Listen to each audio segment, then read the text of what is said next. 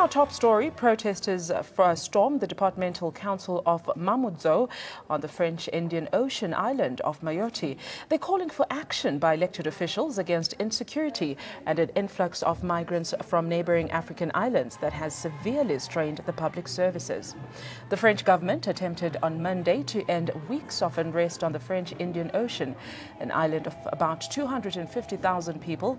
It is geographically part of the Comoros in the archipelago southeast of Africa.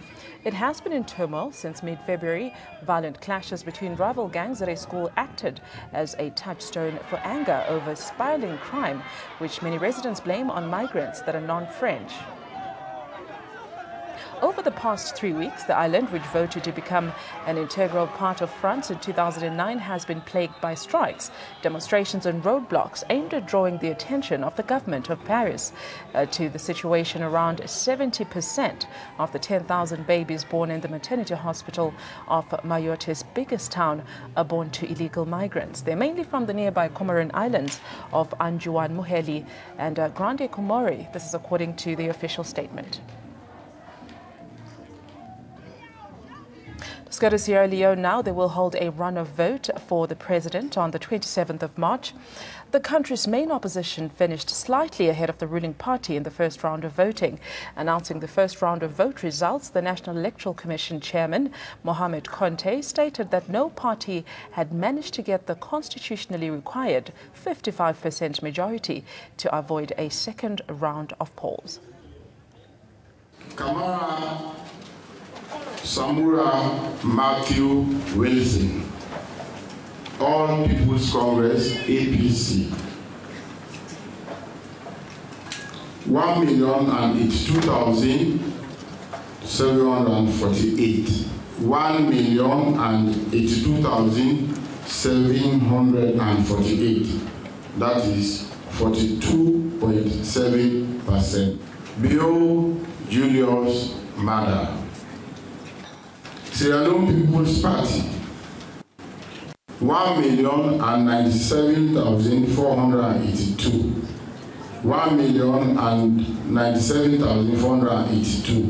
That's 43.3%. Since none of the candidates of the parties for the presidential election received 55% of the valid votes cast, pursuant to Section 43, subsection 2E and F of the Constitution of Sierra Leone 1991, there will be a second election runoff.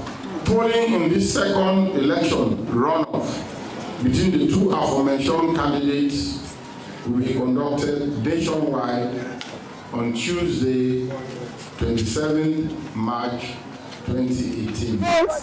We're so happy because due to the mistakes what's in the party don't get, and we sure say we do well because all the political parties them we said they go hits, like from the APC main targets the hits, and we're so happy what we get right now. People that don't suffer at this country and people really need change.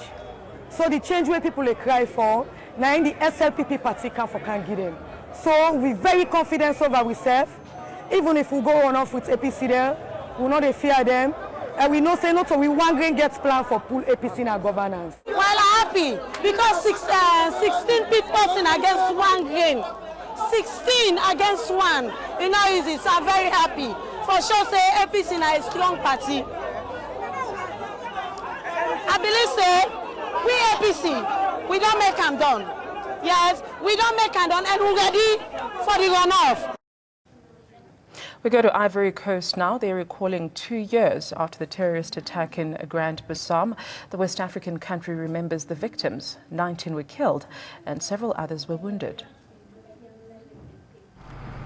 2 years after the attack, tourism in Grand Bassam, a landmark destination in the West African nation, has nosedived. The Ivorian Minister for Youth Promotion and Employment, Sidi Touré, said they are hoping to revive the site. Catherine Brucker, Deputy Chief of mission at the United States Embassy in Côte d'Ivoire, expressed his joy and solidarity with the victims and saluted the memory of those who lost their lives on March 13, 2016. Comme toute commémoration, j'imagine, il faut penser aux victimes et il faut montrer aux terroristes que c'est le peuple qui gagne, ce n'est pas les terroristes qui gagnent. West Africa in recent days has become a target of attacks as seen in Ouagadougou on March 2nd. President of the G5 Sahel, Niger's Mahamadou Issoufou, has called on nations and particularly the UN to support the force in the fight against terrorism. À l'initiative de l'ambassade des États-Unis avec le gouvernement de Côte d'Ivoire, nous avons initié cette activité pour célébrer la vie sur l'obscurantisme, la vie sur les forces de l'ombre. Il est bon que la vie prévale et ne pas oublier ce qui s'est passé, mais surtout dire non, plus jamais ça en Côte d'Ivoire, plus jamais ça au Burkina Faso, plus jamais ça en Afrique, plus jamais ça dans le monde. In their memory, 100 cyclists gathered for 40 kilometers of racing, linking Abidjan to Grand Bassam, a symbolic journey to show that they are not afraid of terrorists. Nous sommes les amateurs de cyclisme en fait, mais c'est une bonne manière de démontrer notre ouverture. Le terrorisme ne peut pas nous arrêter de se divertir ici en Côte d'Ivoire. Et c'est une bonne manière de le démontrer. Grand Bassam is popular with both locals and foreigners. However, in 2002, a civil war broke out in Ivory Coast, once one of the most stable countries in West Africa, pitting the mainly Muslim north against the largely Christian south. Since then, peace deals have alternated with renewed violence. ANN7 Bureau Report. We go to Libya now, where the commander of the National Army, Marshal Khalifa Haftar, is gearing up to follow other strongmen in the region by turning his military successors into political power, as he calls for elections to be held soon. On the 17th of December, a 2-year political accord signed in Morocco, which bound together the East and the West, recognized Sarraj as the Prime Minister. It has now expired.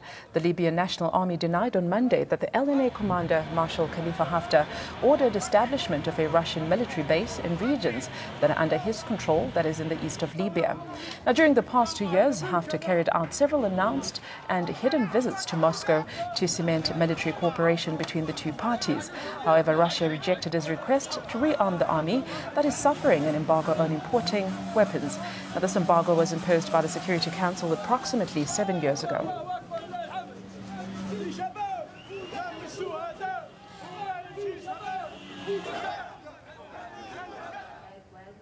Now, going back to one of our top stories with regards to the developments that are happening in Sierra Leone, as we alluded to earlier, they will be having a presidential runoff. We have on the phone line someone who can give us a better picture with regards to what is happening there and, of course, what to expect going forward. Good evening to you. We've seen reactions on the ground from the APC and the SLPP supporters. How does the party feel about the rerun?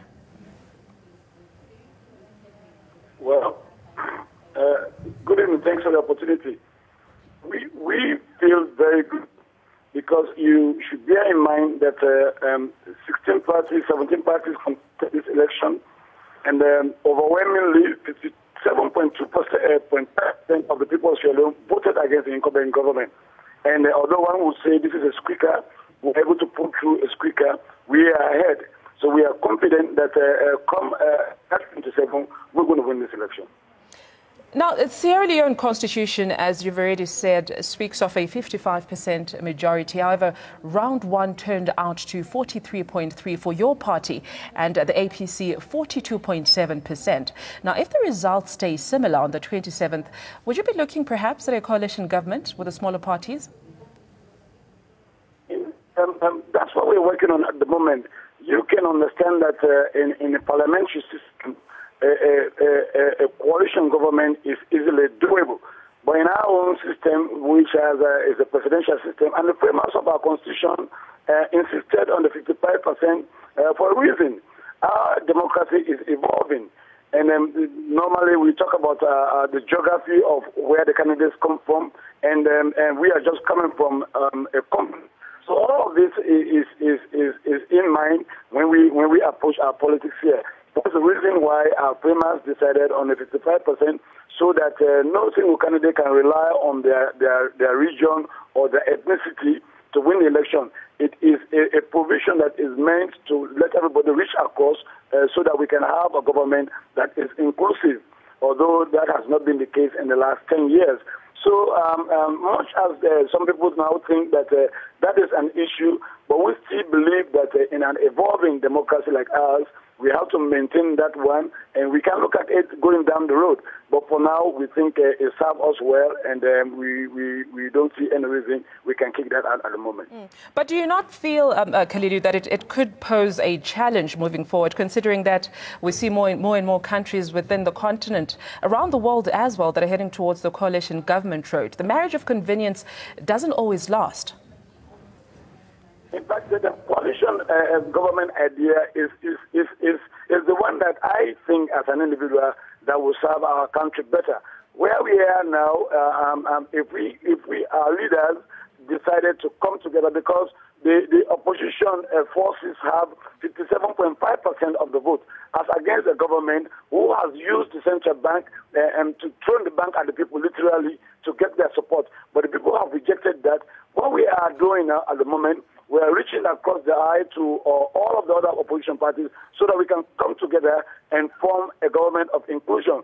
Our leader, retired Brigadier General Bill, has always, all through this campaign, he has talked about the need to have an inclusive government, a government that takes into cognizance that we are a society that is evolving in our democracy. So we are working on that, and we hope and we believe that the other political parties that were on the ballot will come with us so that we can form a government that represents the country for real. Now, Khalilu, finally, before I let you go, what is the mood like on the ground? How are the electorate feeling with the levels of anxiety? Well, it's quiet. Yesterday, after the final result of the first round has been called, it's been quiet, although we are hearing news of intimidation of our voters, especially in the north, which the ruling party considers their stronghold. Some of our candidates, we are told, have run away. Some of them have even come to Freetown. As I speak to you, they are now at the residence of our presidential candidate, and we are trying to get the attention of both the government and our international partners so that they can understand that democracy is not a game of intimidation. Democracy is not a game of violence. We are committed to keeping the peace, and we hope that the ruling party and the government itself will understand that peace is the way that the people of Australia have chosen. Khalilu Totangi, thank you so much for speaking to us here in Africa Tonight. We certainly appreciate it. That is the head of communications for the party there for SLPP, just telling us that they are ready for what happens going forward with regards to the rerun election, and should there be need for a coalition government, they're looking to that as well. All they want is what is best for the country. Also, speaking of voter intimidation, that has been reported by one of the parties there, and of course hoping the Electoral Commission and the authorities will be looking into it. We go to Egypt now, where the prices of electric cars are still much more expensive than your regular fuel-operated vehicles. There have been plans with the Egyptian Trade Ministry to ease the financial burden of buying some of these expensive cars and making them more affordable for the mass consumption. The company launched the stations in February, and it is its first round. It plans to reach 300 stations by the year 2020. The move comes as many Egyptians still struggle with high prices after the government introduced a series of austerity measures to secure a $12 billion international monetary fund, and some of these measures that including lifting subsidies on fuel. As a result, Egyptian car owners may spend hundreds of Egyptian pounds to fill up their tanks, but electric cars cost much less to charge. The government hopes that the reforms will help to kickstart its ailing economy after a popular uprising in 2011 drove tourists and foreign investors away.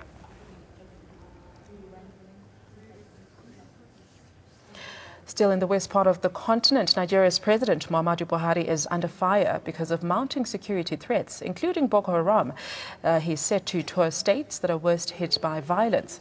Yobe State is in the northeastern part of Nigeria. This is where Boko Haram abducted 110 schoolgirls in the town of Dabji on February 19. This is nearly 4 years after a similar abduction caused global outrage. Now then, more than 200 girls were also seized from a boarding school in the remote town of Chibok in Borno State, bringing worldwide attention to the insurgency.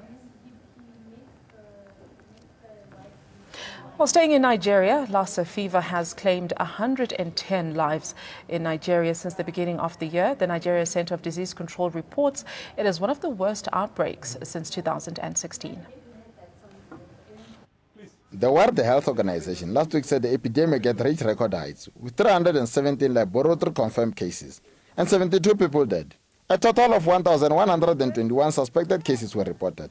353 are confirmed positive, 8 are probable, 723 are negative, and 37 are awaiting laboratory results. When she took ill, 2 days after my wife was buried, because my wife had the same symptoms of Lassa fever, but we didn't know. Because she was pregnant. Lassa fever is an acute viral hemorrhagic illness of 2 to 21 days incubation period that occurs in West Africa, including Nigeria. The Lassa virus is transmitted to humans via contact with food or household items contaminated with specific rounded urine or feces. Person-to-person infections and laboratory transmission can also occur by body fluid contacts, particularly in hospitals lacking adequate infection prevention and control measures. We are recording an outbreak that is unprecedented. We've not had it like this before. As at the end of February this year, we have had the number of positive cases far more than the total number of positive cases we had in 2017. The name comes from the town of Lassa in northern Nigeria, where it was first identified in 1969. More than 100 people killed in 2016 in one of the nation's worst outbreaks of the disease, affecting 14 of the 36 states, including Lagos and capital Abuja. The virus is spread through contact with food or household items contaminated with rat's urine or feces, or after coming into direct contact with the bodily fluid of an infected person. Bureau Report, NN7. So we have been following this story this whole week for you, the issue of fake drugs in Benin. The court adjourned today and they jailed 7 local pharmaceutical executives for 4 years on charges of selling illicit medicines after a trial that breaks new ground in West Africa's campaign against fake drugs. Here's a report. The 7 were convicted of the sale of falsified medicines displayed possession with a view to selling, commercialization or sale of falsified medical substances. 2 other defendants were given 6-month terms. They were ideas to an opposition MP at Towa Hinohu, who has fled. Nous, pharmaciens du Bénin, réunis à Cotonou en Assemblée générale, sommes surpris du verdict. À l'audience du mardi 6 mars, il n'a jamais été démontré que les médicaments incriminés, qui par ailleurs disposent d'une autorisation de mise sur le marché, ont été falsifiés. La preuve en est qu'à la date d'aujourd'hui, les produits n'ont pas été rappelés des pharmacies et formations sanitaires et les autorisations de mise sur le marché n'ont pas été suspendues. A 10th defendant, the head of the Directorate for Pharmacies, Medications and Diagnostic Evaluation under the control of the Ministry of Health, was released. He had been accused of failing to prevent the drugs from being sold. Ce manquement aux procédures d'importation des produits de santé aurait pu être relevé par les services d'inspection de la direction de la pharmacie et sanctionné par la Chambre de discipline de l'ordre des pharmaciens. Malheureusement, la direction de la pharmacie est depuis des années défaillante et la chambre de discipline quasi inexistante. Il s'agit alors d'une responsabilité partagée entre les structures de contrôle de l'État et les grossistes répartiteurs mis en cause. Benin is fighting against its reputation for being the crossroad for trafficking in expired and counterfeit drugs in the West, a business that has deeply alarmed health watchdogs. ANN7 Bureau Report. Now, out-of-home advertising firm, it is called ProVantage Media. It is one of 30 media companies that is listed in a complaint filed with the Tribunal for Price Fixing and Fixing of Trade Conditions. They have admitted to contravening Section 4(1)(b)(1) of the Competition Act. The Commission is asking the Tribunal to confirm an administrative penalty of 1,094,222 rands as a percentage of its annual turnover for the year ending 2016.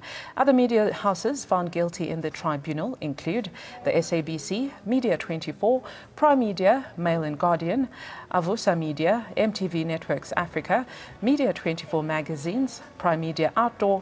The Citizens Caxton agreed to pay $5,806,000.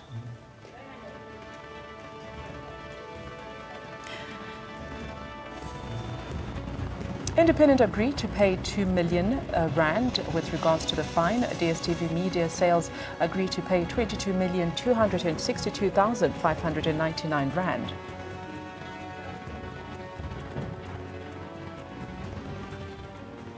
We go back to Nigeria now. We have a journalist on the phone line, Amadine Uyi. A very good evening to you, Amadine. Thank you for joining us. I understand President Muhammadu Buhari is on a tour visiting all the areas that have been hardest hit with terrorist attacks. We saw what happened with the Chibok girls. I understand there's also protests, or rather fights, between nomad men and herdsmen. Yes, good evening. There has been so much pressure by Nigerians asking the president to show empathy and visit these areas. But like we say, it's better late than never. However, at the recent visit to Benue State, which has been a center point for farmers' headers clashes where so many have died in the last few between the crisis, the unending crisis between farmers and herdsmen, especially Fulani militia. President Buhari visited the state a few days ago, and there was a mild protest, but people expressed in very strong terms their reservation about the presidency not coming to show a form of solidarity with them during the crisis. So going forward, the state governor has commended the effort by the president for taking out time to visit Benue State and listen to the complaints firsthand from the residents. Yeah. Amadine, thank you so much for that update. We'll have to leave it there. We do not have the clearest of lines, but thank you so much for taking your time out to speak to us, giving us an update with regards to Muhammadu Buhari's visit, his tour at the worst hit violent states. Also talking about the girls' visit, the Chibok girls, and of course the outbreak that we saw with some of the people in the village that are fighting for pasture land. Now for some entertainment news, at the age of 65, he has 66 albums under his belt. If you haven't guessed who it is already, we're talking about Oliver Mtukudzi. He still maintains that music is not his career, but a part of him. Now the self-taught musician runs a unique music center in his home country. Take a look at this. If you've ever dreamt of playing alongside Afro-jazz legend Oliver Mtukudzi, just drop into his studio in Zimbabwe and pick up an instrument. Mtukudzi, one of Africa's most famous and admired musicians, has an open-door policy at his art center in Norton, 50 kilometers west of Harare. We don't deal with education here. We deal with talent. We are different from a college. College says, hey, you don't know, come. We will teach you. But we don't say that. We say, hey, you've got it. Come, let's learn from you. Age 65 and with more than 60 albums under his belt, the self-taught singer and guitarist says the center provides a home for all musicians, particularly youngsters who often face disapproval from their parents at home. Named Pakare Paye, which translates as same old place in the Shona language. It charges no fees, employs no tutors and follows no curriculum. It's a free platform to be practicing, to be learning. So that's when Dr. Oliver discovered me, and he said, you know what, you have a very beautiful voice, but we want to nurture that. So he took time with me, he was training me, we had sessions, and that's how I got to join the band. The husky-voiced Mtukudzi, whose stage name is Tuku, said he started to plan the center after realizing the problems he confronted in the 1970s when he began singing still existed. The legend is still releasing albums, the 67th named Hanyaka, meaning concern, in February, and he was rated by Forbes magazine one of Africa's 10 most bankable artists. Bureau Report, ANN7. What a legend, quite a star to the continent. Well, that's been Africa Tonight from myself, Audrey Shumwanda, and the team behind the scenes. Thank you for watching the program, and good night.